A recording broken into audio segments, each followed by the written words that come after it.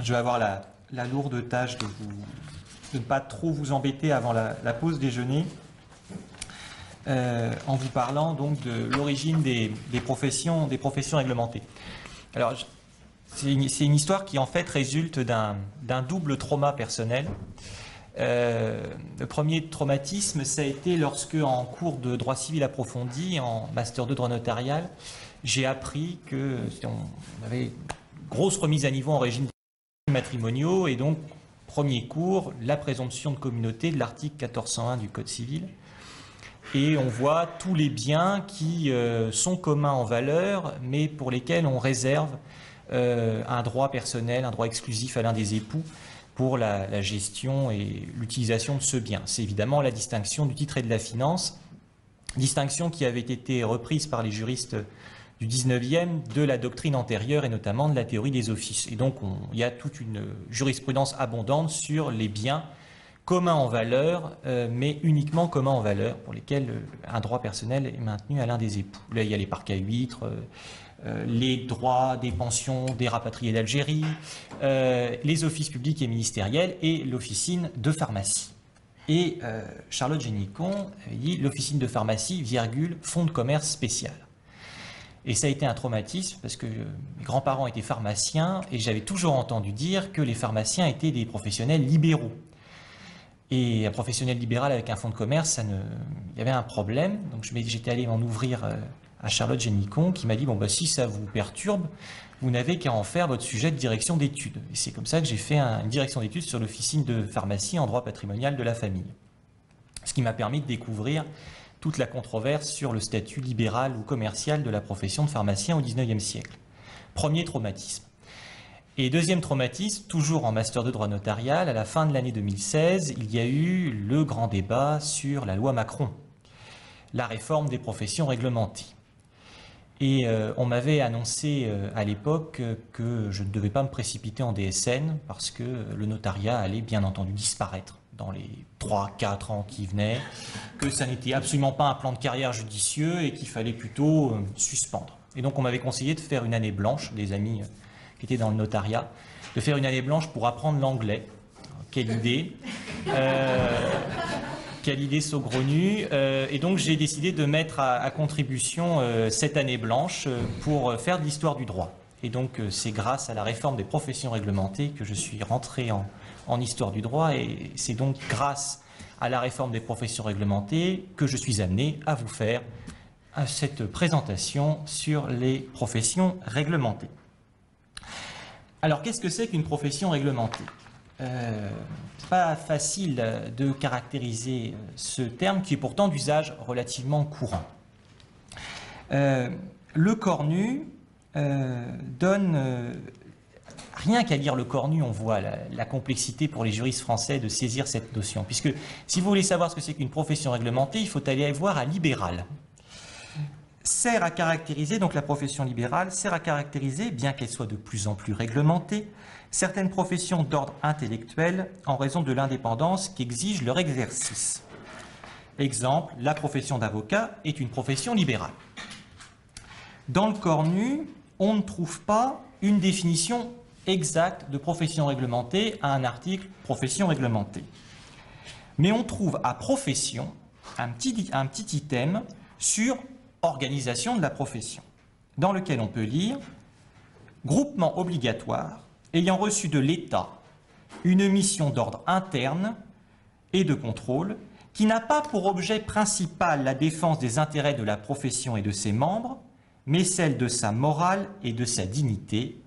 Il est doté à cet effet de pouvoirs disciplinaires. Je continue. Quand est-ce qu'on voit apparaître le terme profession réglementée dans notre législation? Eh bien, relativement tard.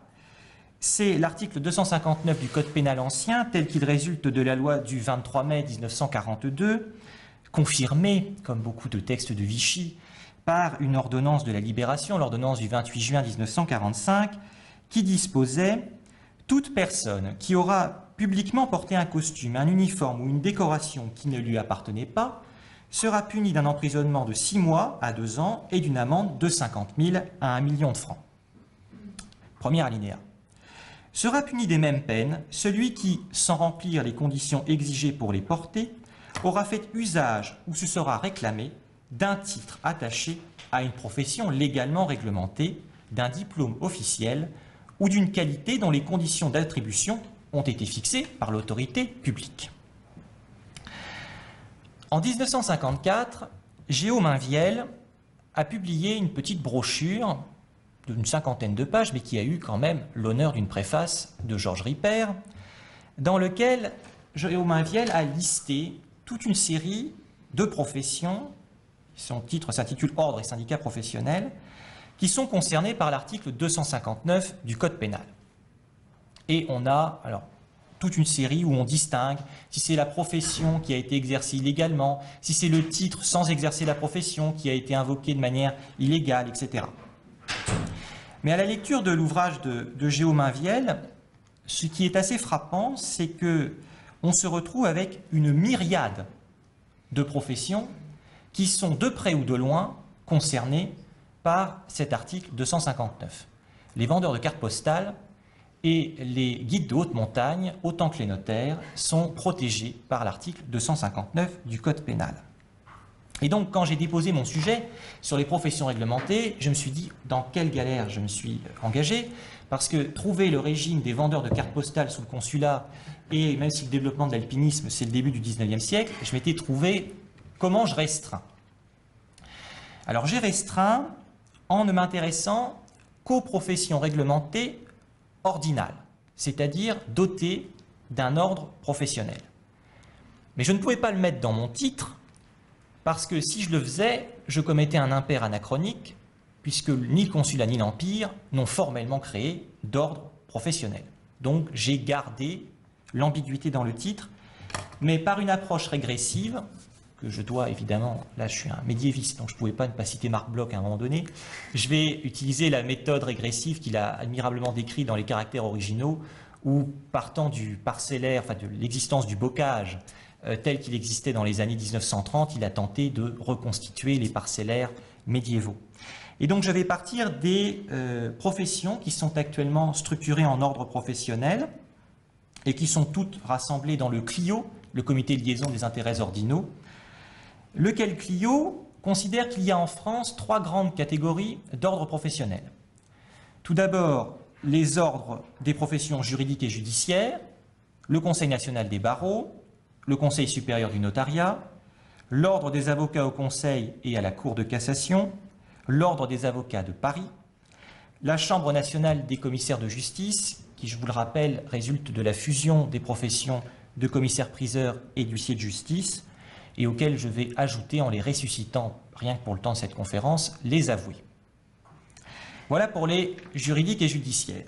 S'agissant des professions techniques et du cadre de vie, c'est le terme qui est employé, cadre de vie, on trouve les architectes, les géomètres experts, les vétérinaires et les experts comptables. Enfin, les professions de santé, le Conseil national de l'ordre des masseurs-kinésithérapeutes, sur lequel je ne dirai rien, le Conseil national de l'ordre des sages-femmes, sur lequel je dirai quelque chose, les médecins, les pharmaciens, les infirmiers, les chirurgiens dentistes et les pédicures podologues. Partant de ces listes, je vais essayer de remonter jusqu'au consulat et l'Empire et de voir ensuite comment les choses ont évolué dans un 19e siècle relativement long, puisque je vais aller jusqu'à la fin du Second Empire, je m'y étais juré. Et comme ce n'est pas ma spécialité, comme je ne suis absolument pas un contemporanéiste, j'ai donc décidé d'être très prudent, je vais faire un plan strictement chronologique. Première partie, le consulat et l'Empire, et la deuxième partie, nous irons de l'oncle au neveu. Pour être le plus précis, il faut partir de la situation de la Révolution française. Laurent Pfister écrivait que c'est dans le contexte du libéralisme, au cours du XIXe siècle, que la notion de profession réglementée a été forgée et s'est diffusée. Les professions réglementées sont alors présentées comme des limitations au principe de liberté de l'industrie et du commerce posé par le décret d'Allard des 2 et 17 mars 1791. Je ne vais pas revenir sur le détail de la suppression des corporations. On peut relever que, d'une part, cette suppression n'a pas été complète et qu'il y a eu des tempéraments dès le début de la Révolution, Je parlais des pharmaciens, on peut également ajouter les orfèvres qui ont été purement et simplement déclarés ne pas être concernés par la suppression des corporations. S'agissant des professions juridiques, le notariat a fait l'objet d'une grande mesure d'unification, c'est la loi de septembre 1791 qui a supprimé les différentes catégories de notaires mais qui a maintenu le notariat public. Privés de se tenir par contre en guilde, secrétaire, syndic, jurande, etc., les notaires ont, par cette loi de 1791, par contre, gagné en uniformité juridique. En revanche, les avocats, qui pourtant ont tant fait pour la Révolution, ont eux été purement et simplement supprimés comme profession par une loi du 2 et 11 septembre 1791. Voilà la situation s'agissant des professions juridiques. Pour les professions médicales, c'est un véritable bazar. La suppression des écoles, notamment l'école de médecine, a entraîné des conséquences assez dramatiques dans la réception des professionnels de santé pendant la Révolution, de sorte que, dans la perspective d'une restauration de l'ordre social, de la paix, de la pacification et de l'aplanissement des soubresauts révolutionnaires, évidemment, le consulat va se saisir de ces questions. Il va le faire en ayant une tentation corporatiste au début du consulat. Ce constat avait été soulevé par les Leplésiens à la fin du XXe siècle qui ont nourri une réflexion sur l'hypothèse d'une restauration des corporations. Et cette hypothèse a ensuite été prolongée par des travaux d'historiens anglo-saxons, notamment. Alors, tentation corporatiste, je le disais hier, je ne suis pas tout à fait satisfait par la formule parce qu'on ne vise pas à rétablir des corporations d'Ancien Régime. On ne va pas donner des libertés, des franchises, une autonomie d'organisation. On va administrer.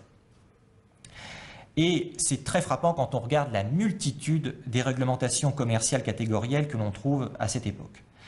On a des réglementations sur le commerce du pain, bien sûr, sur le commerce des fruits, sur le commerce de la viande, sur le commerce des alcools. Et on a même des choses qui peuvent expliquer l'ambiguïté corporatiste. Je vais vous donner un exemple, c'est un arrêté des consuls du 8 Vendémiaire en 11 qui porte règlement pour l'exercice de la profession de boucher à Paris. Alors quand on sait l'importance de la corporation des bouchers sous l'Ancien Régime, le fait de les voir apparaître là, sous la forme d'un règlement pour l'exercice de la profession dans les frontières de Paris, ça réveille effectivement l'idée d'une résurrection de la corporation des bouchers.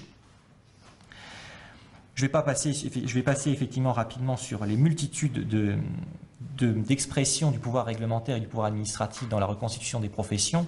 Il suffit d'ouvrir le... Alors j'ai découvert ça aussi, je connaissais de nom, mais je ne savais pas quelle était cette mine et le recueil du Vergier, où là, dans les tables, vous allez dans n'importe quelle profession, et puis alors vous avez des arrêtés, des décrets, etc., de réglementation, et des réglementations. Là aussi, ça peut expliquer l'idée d'une tentation historiographique à voir une résurrection des corporations, parce qu'on dit les boulangers de telle ville, les bouchers de telle ville.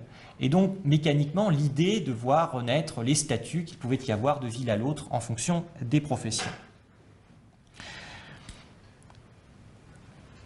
Mais je vous avais dit que je ne vous parlerai pas des commerçants, donc je vais vous parler vraiment des statuts professionnels qui ont eu lieu sous le Consulat et l'Empire.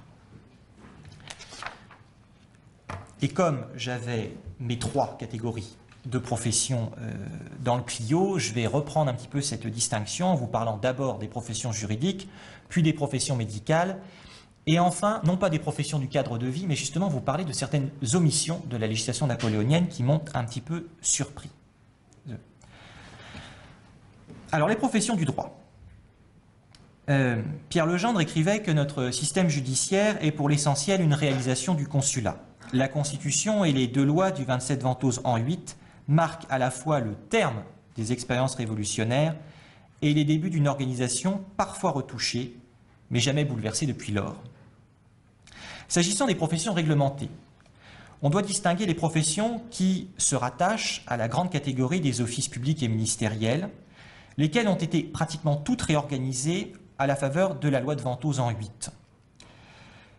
Et la profession d'avocat qui, elle, a dû en fait attendre la fin de l'Empire pour se voir rétablie dans ses prérogatives et surtout dans son appellation d'avocat, puisque le terme d'avocat disparaît.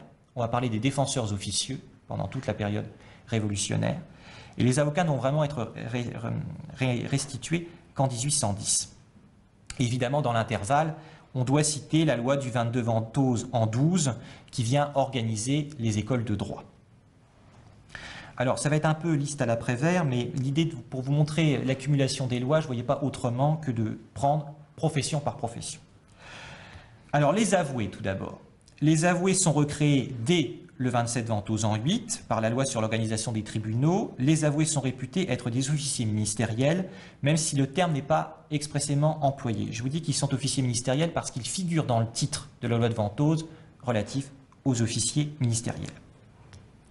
Les huissiers de justice apparaissent également dans la même loi, dans le même titre, donc ils sont officiers ministériels depuis cette date.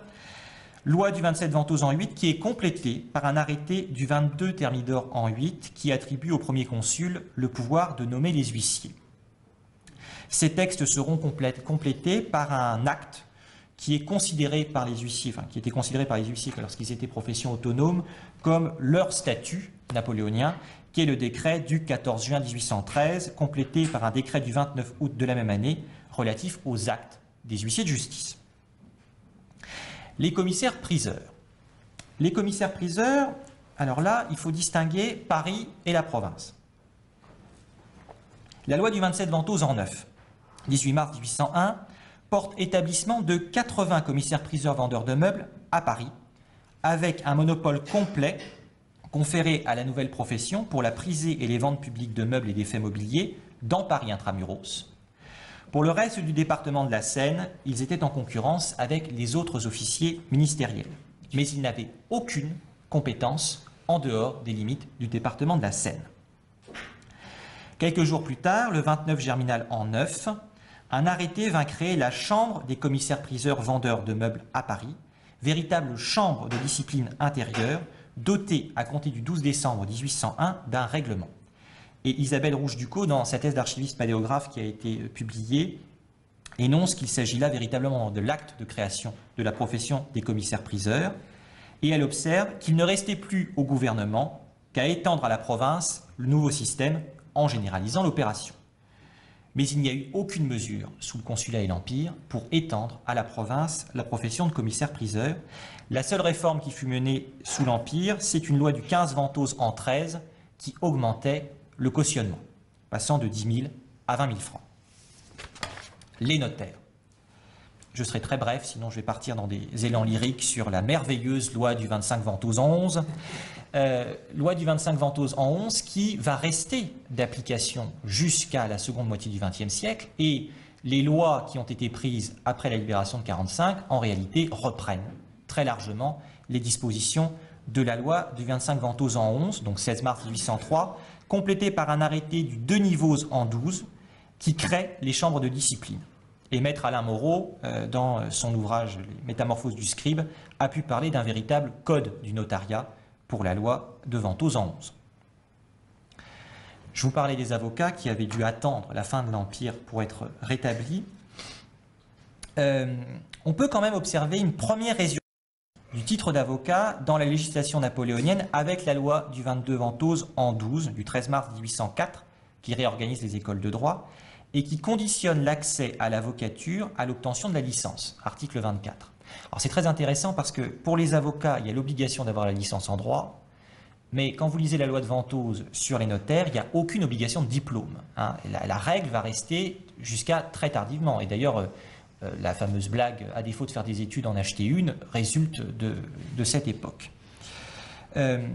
Le décret du 2 Nivose en 11, 23 décembre 1802, va rétablir le port de la robe noire pour les gens de loi plaidant devant les tribunaux, qui est aussi une première étape dans la résurrection de l'avocature. Mais il faut attendre le décret du 14 décembre 1810 pour avoir un rétablissement officiel du barreau. Mais comme l'observe Hugo Bellagamba dans sa thèse sur les avocats marseillais, c'est une résurrection sous contrôle étroit. L'idée, c'est de ne surtout pas laisser de liberté et de marge de manœuvre à une profession que, visiblement, Napoléon ne portait pas dans son cœur. Donc, on donne toutes les apparences d'une corporation, mais on verrouille tout par l'administration. Voilà pour les professions de justice. Les professions médicales. Alors, médecins, pharmaciens, et je vous parlerai des chirurgiens dentistes parce que c'est un petit peu rigolo. Alors, les médecins. Alors, ce qui est assez, moi c'est la découverte que j'ai faite en travaillant là-dessus, c'est que notaires et médecins sont frères en Napoléon, puisque la loi relative à l'exercice de la médecine est datée du 19 Ventose en 11, donc à quelques jours près de la loi de Ventose relative au notariat. Toutefois, la différence de la loi organisant le notariat, la loi relative à l'exercice de la médecine est davantage une loi qui conditionne l'accès à la profession de médecin à l'obtention d'un diplôme. La loi sur la médecine, c'est une loi sur les écoles de médecine.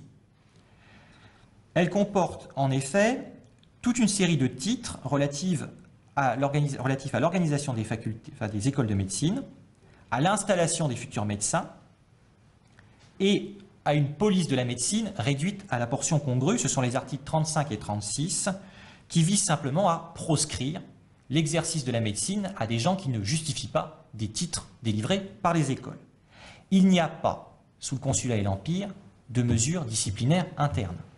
La discipline est confiée à la bonne volonté des professeurs des écoles de médecine.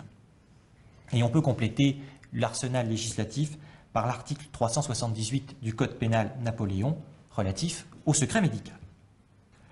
Les pharmaciens. Alors les pharmaciens, je vous l'avais dit, avaient été préservés de l'application de la loi de suppression des corporations. Pour autant, aucune législation n'était venue donner un cadre d'exercice. Et donc on a maintenu les corporations privées d'existence juridique pendant toute la période de la Révolution sans véritablement connaître le statut exact de ces organismes. Les pharmaciens attendaient donc leur loi. Et ce fut la loi du 21 Germinal en 11 qui, pour les pharmaciens, a à peu près la même valeur que la loi de Ventose pour les notaires. Elle contient, elle aussi, organisation des écoles de pharmacie, sur le même modèle que la loi de Ventose pour les médecins. Mais à la différence de la loi de Ventose des médecins, il y a tout un titre sur la police de la pharmacie. Et cette police de la pharmacie explique précisément l'idée que cette loi du 21 Germinal en 11 crée véritablement une profession dotée d'un régime juridique spécifique, car il n'y a pas de police de la médecine dans la loi de Ventose. S'agissant de la pharmacie, l'idée principale, c'était d'éviter le commerce des poisons. Et donc, on a toute une série de textes complémentaires pris après la loi du 21 Germinal en 11 pour réglementer la vente des plantes médicinales et la distribution des médicaments. On a une loi, le 14 prairial en 11 et le 17 frimaire en 12. Voilà pour les pharmaciens. Alors, je ne m'étends pas plus puisque j'ai fait une communication sur ce sujet il y a 2 ans, je crois, avec Julie Cadéo, dans lequel on avait pas mal traité cette question-là. Donc, je vous invite à aller sur YouTube. Les sages-femmes. Alors, les sages-femmes, elles, ont vraiment la primeur. Ce sont elles qui ont le premier régime consulaire, par la loi du 11 Messidor en 11, qui donne véritablement un statut pour les écoles de sages-femmes, pour l'obtention et surtout l'organisation des maternités. Et les sages-femmes ont un titre entier dans la loi du 19 Ventose en 11, relatif à la médecine, avec les articles 30 à 34. Les vétérinaires, eux, alors c'est normal, Napoléon, la cavalerie, il faut des vétérinaires. Donc, on a un décret du 30 septembre 1811 et un décret du 15 janvier 1813 qui va régler, d'une part, le statut et le traitement des artistes vétérinaires de cavalerie, c'est le décret de 1811, et on va avoir des mesures prises à propos de l'enseignement et l'exercice de l'art vétérinaire, ce sera le décret de 1813. Les dentistes. Alors, les dentistes ont été exclus du champ d'application de la loi de Ventose en 11. Ils ne sont pas concernés par la loi sur la médecine. C'est ce qui résulte d'un arrêt de la Cour de cassation postérieur du 23 février 1827. Mais ça veut donc dire qu'il n'y a pas de contrôle sur l'installation des dentistes. Je ne sais pas si ça date de là la réputation d'arracheur de dents, mais en tout cas il y a une abondante littérature sur les faux dentistes, conséquence malheureuse de la loi du 19 Ventose en 11, tout au long du 19e siècle. Et il faudra effectivement attendre très tardivement, le XXe siècle, pour avoir des mesures d'organisation de la profession de chirurgien dentiste. Alors, les oublis de la législation consulaire et impériale. Je vais prendre deux exemples, les architectes et les géomètres experts. Alors, les architectes, c'est surprenant, parce que le Code civil prévoyait un privilège des architectes, l'article 2374. Alors, les privilèges n'existent plus, c'est maintenant des hypothèques légales, mais dès lors que le Code civil prévoyait un privilège spécial pour les architectes, lié aux entrepreneurs maçons et autres ouvriers, on peut se demander pourquoi le mot apparaît et qu'il n'y a pas une définition juridique ou à tout le moins une modalité qui permet d'exercer la profession d'architecte sous contrôle de l'État. Rien sur les architectes. Plus surprenant encore, les géomètres experts. L'article 646 du Code civil a prévu le droit de bornage. Le bornage, logiquement, on pense à des géomètres experts. Et puis il y a le cadastre napoléonien. Alors là aussi, déconvenu, j'ai découvert qu'il n'y a pas de thèse sur le cadastre, alors que c'est quand même une institution absolument centrale, tant sur la mainmise de l'État sur les propriétés, que tout simplement pour faire rentrer l'argent. Le calcul de l'impôt foncier sans cadastre, c'est pas possible. Il manque une thèse. Donc si jamais il y a un candidat, une thèse sur le cadastre serait le bienvenu. Mais en dépit du droit de bornage et de la création du cadastre, le législateur consulaire et impérial n'a pas jugé bon de donner un cadre légal à la profession d'arpenteur assermenté qui existait sous l'ancien droit. La compétence fut attribuée par principe aux juges de paix, qui pouvaient, le cas échéant, solliciter un expert, mais c'était à leur discrétion.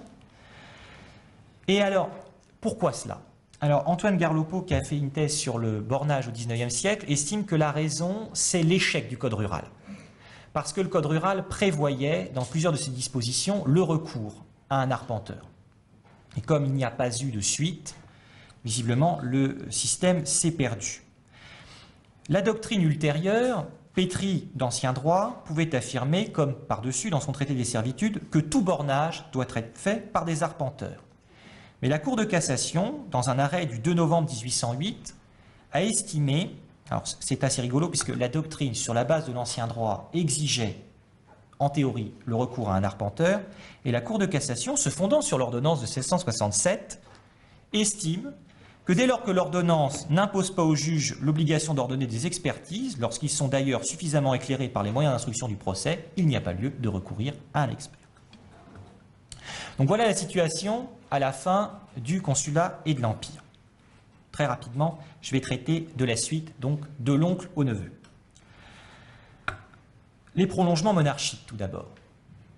La Restauration, alors là, parfaite continuité avec le Consulat et l'Empire, et même une continuité extrêmement volontariste, puisque on doit à la Restauration le parachèvement de l'œuvre législative du Consulat et de l'Empire. Les avocats près la Cour de cassation avaient reçu un statut par la loi du 25 juin 1806 et les avocats au Conseil d'État par décret impérial du 8 juillet 1806. C'est Louis XVIII qui va rassembler les deux professions et créer l'ordre des avocats au Conseil par une ordonnance du 10 septembre 1817 confirmant une première mesure du 10 juillet 1814. L'ordre des avocats au Conseil doit sa naissance à Louis XVIII. C'est également Louis XVIII qui va étendre à l'ensemble du territoire la profession de commissaire-priseur par la loi du 28 avril 1816 et l'ordonnance d'application du 26 juin de la même année. Cette dernière ordonnance du 26 juin 1816 va rester d'application jusqu'au 14 avril 1966, s'agissant de la répartition des charges géographiques de commissaires-priseurs. Et c'est une loi du 28 avril 1816 qui va rétablir le droit de présentation et donc la patrimonialité des offices. Les huissiers de justice, eux, qui avaient été régis par un décret du 14 juin 1813, dont je vous ai parlé, sont également réformés par une ordonnance du 26 juin 1822 qui crée la bourse commune des huissiers de justice, première étape, puisque qui dit bourse commune dit organisation, et donc de l'ordre des huissiers. Le 20 novembre 1822, Louis XVIII prend une ordonnance sur l'avocature qui parachève, là encore, certaines questions qui avaient été laissées en suspens par l'absence de décret d'application sous le Consulat et l'Empire. C'est en 1818 que paraît le premier codex de pharmacie, qui avait été prévu par l'article 38 de la loi de Germinal en 11, mais qui n'avait pas été achevé. Et même si Jeannet Saint-Hilaire observe, s'agissant du notariat, que la restauration fut, je cite, juste pour le notariat, on peut considérer que le rétablissement du droit de présentation et de la patrimonialité a été particulièrement apprécié dans cette profession. La monarchie de Juillet. Alors la monarchie de Juillet, je vais distinguer les notaires, les commissaires-priseurs, les huissiers de justice et les médecins. Très rapidement, pour les notaires, on a 3 lois importantes. La loi du 2 juin 1841 qui interdit le recours à la clause de voie parée. Donc c'était une mesure particulière qui permettait, sur la base d'une déclaration conventionnelle, à un notaire de vendre un bien, un immeuble hypothéqué ou un immeuble gagé sans recourir à la voie de saisie. La réforme supprime la clause de voie parée. C'est une demande de la profession. En 1843, on a 2 textes. L'ordonnance du 4 janvier 1843 qui vient renforcer les attributions des chambres de discipline en réformant en profondeur l'arrêté du 2 niveaux en 12. Et 6 mois plus tard, le 21 juin 1843, une loi vint préciser certaines modalités relatives à la rédaction des actes notariés, notamment la question du second notaire. Et là, l'ordonnance du 21 juin 1843 restera d'application jusqu'à une réforme de 1909 de mémoire. Et c'est également sous la monarchie de Juillet, cette fois-ci Louis-Philippe n'y est pour rien, que le comité des notaires des départements va se constituer par une adresse lancée le 7 août 1840 par le conseil des notaires de l'arrondissement de Caen, étendue à toute la France, et c'est le comité des notaires des départements qui va être la première matérialisation d'une volonté d'unification nationale, et c'est l'ancêtre du Conseil supérieur des notaires. Les commissaires-priseurs, alors eux, sont réduits. Sous la monarchie de Juillet, on leur interdit de vendre des biens meubles neufs. C'était une demande des vendeurs de meubles parisiens qui se trouvaient en concurrence déloyale avec effectivement des officiers ministériels pour la vente de certains meubles. Donc on va réduire leur faculté de vendre des meubles. Les huissiers de justice sont réformés à leur tour, ordonnance du 6 octobre 1832, et j'en arrive aux médecins. Les médecins, je vous l'avais dit, n'avaient pas d'ordre disciplinaire. Et ça commence quand même à peser sur l'organisation de la profession. On trouve une demande qui émane du Congrès médical de France 1845 qui demande au législateur de prendre des mesures. Suite à cela, Achille de Salvandy obtient un vote favorable de la Chambre des Pairs qui aboutit à un vote final à la Chambre en juin 1847 et transmission au bureau de l'Assemblée nationale en janvier 1848. Il ne vous a pas échappé qu'en février, il se produit un événement qui va reporter l'examen de la loi, et à cause de 1848, il faudra attendre Vichy et toute la célérité du régime pour que la loi du 7 octobre 1940 organise l'ordre des médecins. Et pour conclure, le Second Empire. Je voulais aller jusqu'au Second Empire et je me suis heurté à un problème. Le Consulat et l'Empire, on a des mesures légales, réglementaires, très claires. Mesures qui sont poursuivies par les monarchies restaurées. Et visiblement, Napoléon III se moque des professions réglementées. Ça l'embête. Il reçoit des pétitions de notaires lui demandant la promulgation d'un tarif. Il dit oui, on fera, ça traîne tout au long du Second Empire. Il faudra attendre 1896 pour avoir un tarif d'abord régional, tarif qui deviendra national qu'à partir de 1945. S'agissant des médecins, pareil, ils demandent leur création d'organismes disciplinaires. Le Napoléon III n'en parle pas. Et j'ai eu une petite explication. Je pense que, pour le coup, il y a un vrai libéralisme de la part de Napoléon III, pour le coup. Les professions réglementées ne l'intéressent pas. Par contre, il va prendre des mesures d'incitation à la libéralisation de certaines professions réglementées. Et je vais vraiment terminer par là, l'affaire de la pharmacie centrale de France, qui est une création sous le Second Empire, qui va être la première forme à la fois d'une organisation de diffusion d'ingrédients nécessaires à la préparation des préparations officinales. C'est l'aspect grossiste de la pharmacie centrale de France.